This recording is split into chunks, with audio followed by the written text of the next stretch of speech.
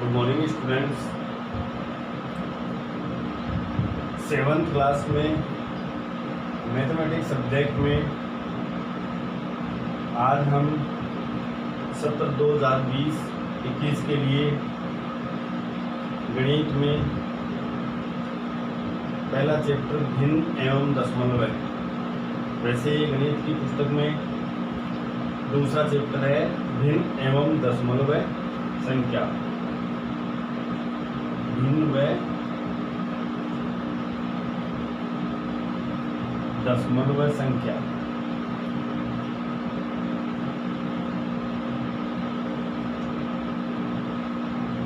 सबसे पहले भिन्न संख्या। भिन्न संख्या किसे कहते हैं? जिन संख्याओं को हम अंश व हर के रूप में लिखते हैं, अंश बट्टा हर। जैसे यहाँ पे ये अंश है, ये बट्टा हर है, इसे 3/5। तो ये संख्या हमारी भिन्न संख्या कहलाएगी, 3/5। इसका 3 तो हो गया अंश और 5 हो गया हर। इसी तरह से दशमलव संख्या क्या होती है?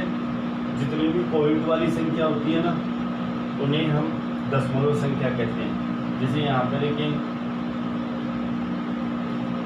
2.345, 2.345।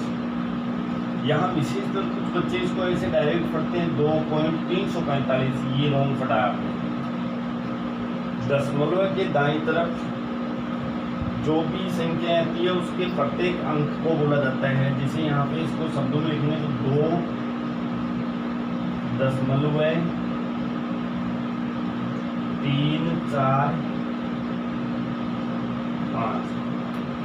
इस तरह से लिखा जाता है। और ऐसे इसको पढ़ना है, हम ऐसे पढ़ देते हैं इसको 2.345 बोल देते हैं। जैसे यहाँ पे इसको कुछ बच्चे पढ़ते हैं 3.12, ये गलत। जबकि इसको पढ़ा जाता है शुद्ध में 3.12, 3.12 इस तरह। तो हमारे इस 7th क्लास में जो भिन्न व दशमलव संख्या का जो चैप्टर दे रखा है, उसमें हम लोग भिन्न संख्या व दशमलव संख्याओं के योग और व्यवकलन, योग यानी जोड़ना, व्यवकलन यानी घटाना, तथा गुणा व भाग, ये हम दोनों तरह का मतलब भिन्न और दशमलव संख्याओं, दोनों तरह की संख्याओं के ये चारों संक्रियाएं पढ़ेंगे, जिसमें हो गया योग, व्यवकलन, गुणा और भाग। प्रश्नावली 2.1 आज हम स्टार्ट कर रहे हैं। इसको रेगुलर आप लोग फिर नोटबुक में करते रहें। प्रश्नावली 2.1 है। इसका जो पहला सवाल हमारे पास है वो देखिए ध्यान से। पहला सवाल है, मैं यहाँ पे नोट करवा रहा हूँ, हल कीजिए।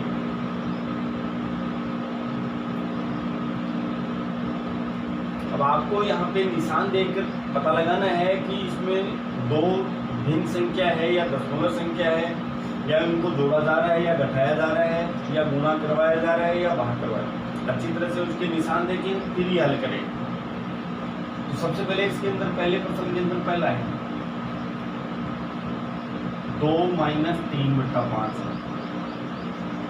और एक को लेते हैं यहाँ पे, जैसे छठा प्रश्न ले रहा हूँ 2 सहित 2/3 प्लस 3 सहित 1/2। सबसे पहले आपको क्या करना है, इसको हल करना है। हल लगाइए और इसको पुनः लिखिए 2 - 3/5। इसके नीचे 1 लगा लीजिए। ये भिन्न संख्या है तो आप इसको भी भिन्न संख्या बोलेंगे, लेकिन इसके नीचे 1 लगा लेने से इसको प्रभाव नहीं पड़ेगा। अब आपको 1 और 5 दोनों भिन्न संख्याओं के हर का एलसीएम लेना है, लघुत्तम लेना है। और इन दोनों का 1 और 5 का लघुत्तम लिया तो 5 आया। अब आपको यहाँ से 1 का भाग देना है, इसमें 1 का भाग 5 में लिया तो 5 आया, और 5 को फिर तुरंत ही इससे गुणा करना है। यहाँ तो एक बार गुणा यहाँ होगा भाग, यानी इसका भाग देना है 5 आया, जो रिजल्ट आया भागफल उसको इससे गुणा करना है, तो 2 गुणा 5 लिख सकते हो आप डायरेक्ट। यहाँ पे आप देखिए यहाँ पे 1 का भाग 5 मिल गया तो 5 आया, गुणा लगा के ये ऊपर वाला 2 लिख सकते, माइनस का निशान, फिर 5 का भाग 5 मिल गया 1 आया, गुणा लगा के ये 3। आगे हम चलते हैं तो ये तो 10 हो गया, 5 और 2 को गुणा किया, माइनस 3 को 1 से गुणा किया 3 बट्टा 5, ये हमारा 7 बट्टा 5। यहाँ तक भी दोगे तो भी सही है, या फिर आगे करना चाहती हो तो 7 में आपका 5 का भाग रफ में देखिए इधर कैसे करना है, 7 में 5 का भाग, क्योंकि ये अनुचित भिन्न है। भिन्न हमारे पास 2 प्रकार के होते हैं, एक उचित और एक अनुचित। जैसे इधर देखिए उचित और अनुचित भिन्न देखिए,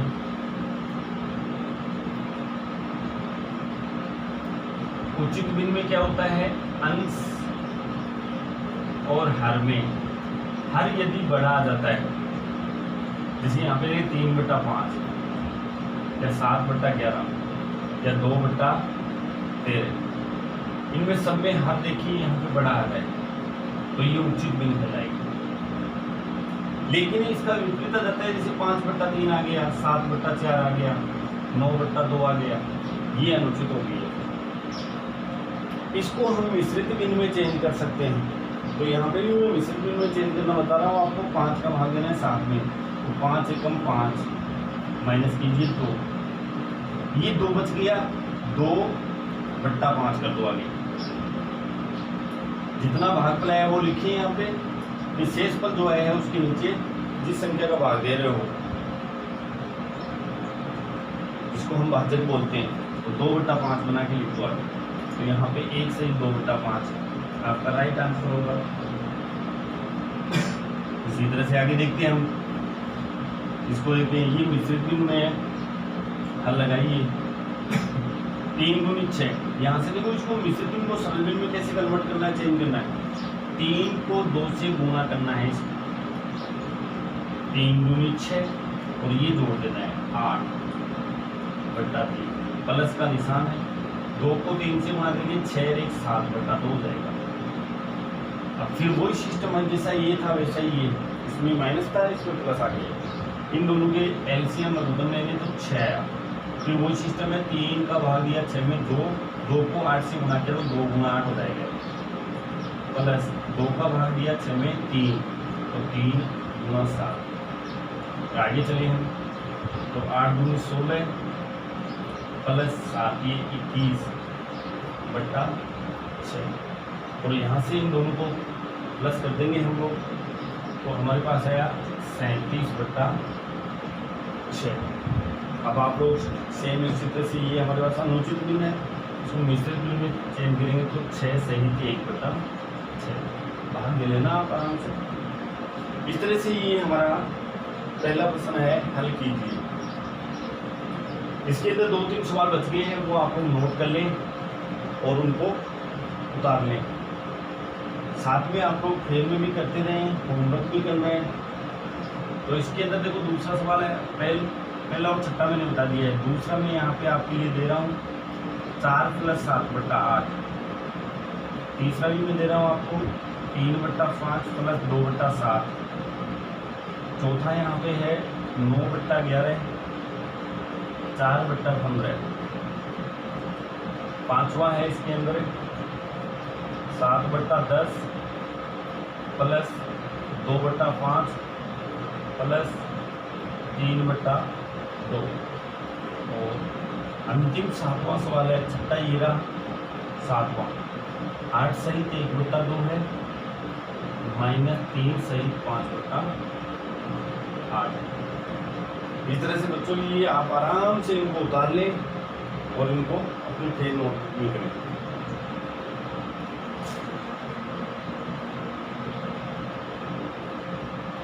उसके बाद में दूसरा सवाल आ रहा है इसका, वो देखते हैं।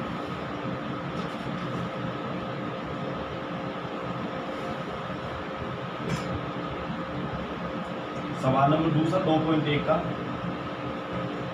अच्छा प्रश्न है, बहुत ही अच्छा। आरोही और अवरोही क्रम में लिखना। दूसरा जो सवाल है, निम्नलिखित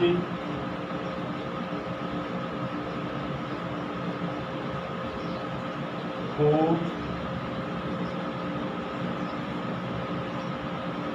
अवरोही क्रम में रखिए। सबसे पहले यहाँ पे आरोही और अवरोही समझे। आरोही और अवरोही। आरोही क्रम होता है बढ़ता क्रम,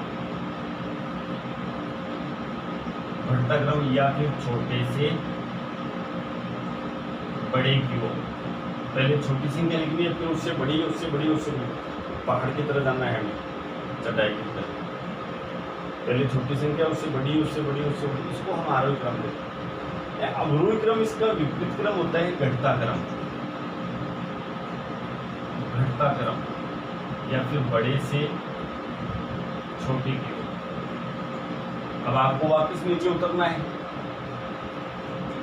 जिसमें हमें क्या करना है, सबसे बड़ी संख्या पहले आएगी, फिर उससे छोटी, उससे छोटी, उससे छोटी, अंत में सबसे छोटी आती है। उसको हम अवरोही क्रम कहते हैं।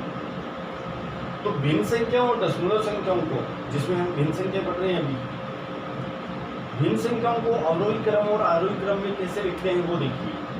तो इसके अंदर एक सवाल दे रखा है, दो सवाल दिए हुए हैं, एक मैं आपको बता देता हूँ, आप दूसरा आप स्वयं करेंगे।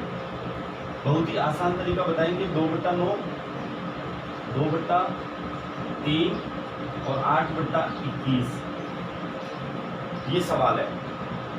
इसको अवरोही क्रम में लिखना है। तो पहले हल लगा के 2/9 है, यहां से अच्छी तरह से देखिए आप सभी बच्चे। 9, 3 और 21, इन तीनों संख्याओं को देखना है। 9, 3 और 21। तो सबसे आसान तरीका ये रहेगा, 2/9 लिख लो, गुणा लगा दो। 2/3 लिख लो, गुणा लगा दो। 8/21 लिख दो, गुणा लगा दो। दोबारा देखिए, ये तीनों संख्याएं थी हमारे पास, तीनों भिन्न संख्याएं मैंने लिख दी है, गुणा लगा दिए। अब आपको क्या करना है, यहाँ पे गुणा लगा के ये तीनों संख्याएं इसी कैसे लिख देनी है। जैसे 3, 9 × 3 × 21, यहाँ भी 9 × 3 × 21, 9 × 3 × 21। या तो ये सिस्टम कर सकते हो, या फिर इसका एक सिस्टम और भी है, इन तीनों के लघुत्तम लेके भी गुणा कर सकते हो। जैसे आप लोग लघुत्तम लोगे, 9, 3 और 21 का लघुत्तम लोगे, 3 का भाग दिया, 3 दिए 9, 3 एकम 3, 7 21, पुनः 3 का भाग दिया, 1, 1, 7, 7 का दिया, 1, 1, 1, 7, 21, 21 को 3 से गुणा किया, 63, 63। आप डायरेक्ट यहाँ पे 63 से भी गुणा कर सकते हो, 63 से। तो ये अगर आपको अच्छा लगे तो ये करें। इसमें यदि कोई हर, जैसे 3 संख्या हमारे पास, तीनों का हर में से यदि कोई समान है तो उसको एक बार ही लिख सकते हो आप, एक बार ही लिखिए। अब 9 से 2 ये कैंसिल हो जाएगा, ये 3 से 3 कैंसिल हो गया, ये 21 से 21 कैंसिल हो गया। अब आपको यहाँ पे गुणा करना है, तो 3 × 6, 2, 3, 21 बच गया, तो 3 × 6, 6 को 21 से गुणा करेंगे तो 126। इसको मिटा देता हूँ मैं, आराम से देखिए।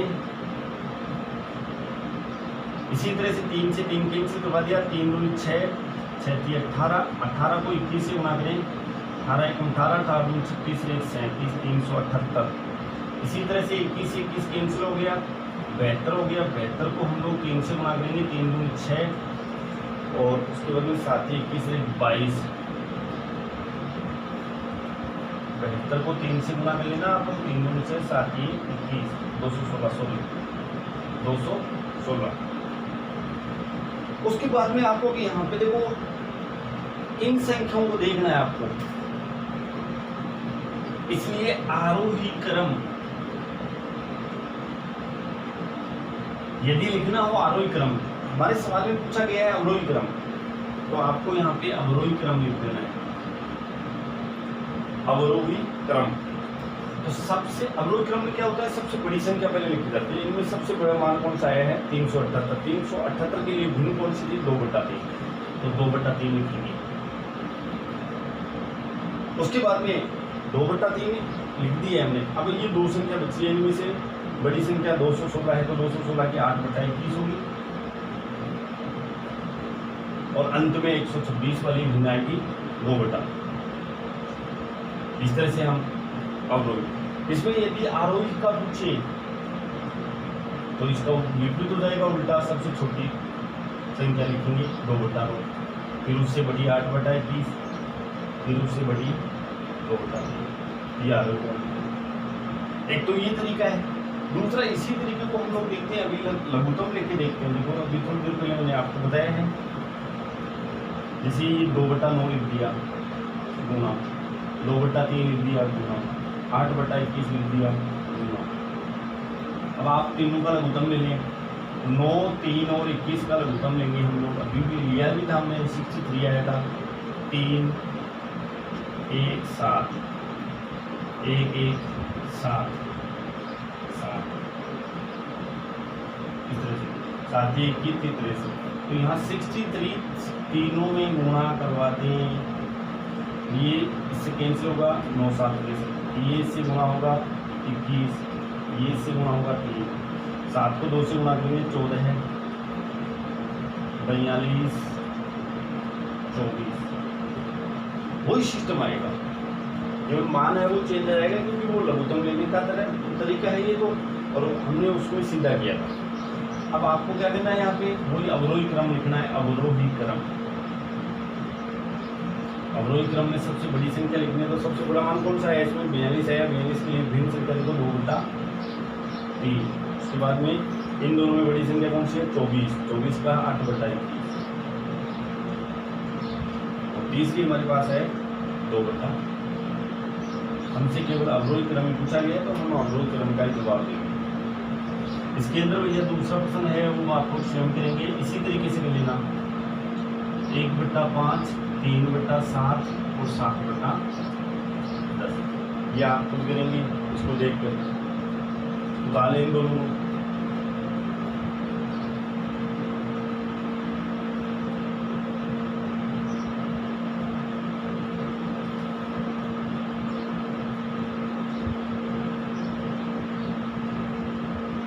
उसके बाद में सवाल नंबर 3 आ रहा है 2.1 का, प्रश्नावली 2.1 का तीसरा सवाल।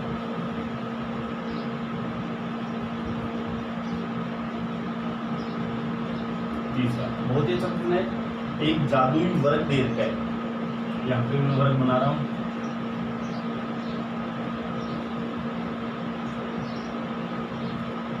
इसमें 3 कॉलम है और इधर भी 3 कॉलम है। इसके बाद इसमें 4/11 है, 9/11 है और 2/11 है। यहाँ 3/11 है, 5/11 है, 7/11 है, 8/11 है, 1/11 है, 6/11। सवाल को अच्छी तरह से पढ़ते हैं। एक जादुई वर्ग में, ये जादुई वर्ग है। प्रत्येक पंक्ति ये हो गई है पंक्ति, इधर से देख सकते हो या इधर से देखिए। प्रत्येक पंक्ति, प्रत्येक स्तंभ, प्रत्येक पंक्ति तो इस तरह से हो जाएगी, ये तो पंक्ति है, स्तंभ ये रहेगा। तो प्रत्येक पंक्ति, प्रत्येक स्तंभ और प्रत्येक विकर्ण हो गया ये, इधर से ये विकर्ण होगा। तीनों दोबारा समझे, इस तरह से हम लोग लेंगे तो ये तो होगा पंक्ति। इस तरह से हम लोग लेंगे ऊपर नीचे तो ये होगा स्तंभ, और इस तरह से हम लोग तिरछा लेंगे ना, ये होगा विकर्ण। तो दोबारा देंगे, प्रत्येक पंक्ति, प्रत्येक स्तंभ वह विकर्ण की, प्रत्येक विकर्ण की संख्याओं का योग समान होता है। क्या यह एक जादुई वर्ग है? तो सबसे पहले हम लोग पंक्ति का योग करते हैं। यहाँ पे कर देना फर्स्ट पंक्ति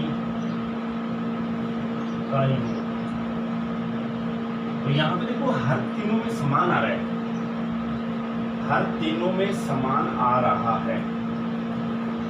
तो आप अंश को जोड़ लीजिए, 9 4 13 13 2 15, 15/11 हो गया। तो सेकंड पंक्ति का योग करेंगे हम, का योग, दूसरी पंक्ति का योग करेंगे तो देखना वही 11 आ रहा है, 7 और 5 12 और 3 15/11। और इसी तरह थर्ड पंक्ति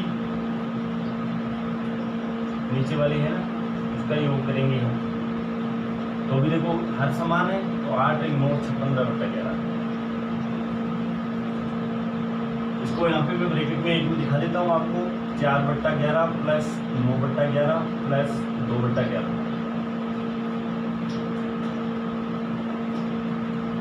इस तरह से अब हम स्तंभ का योग करेंगे। यहाँ पे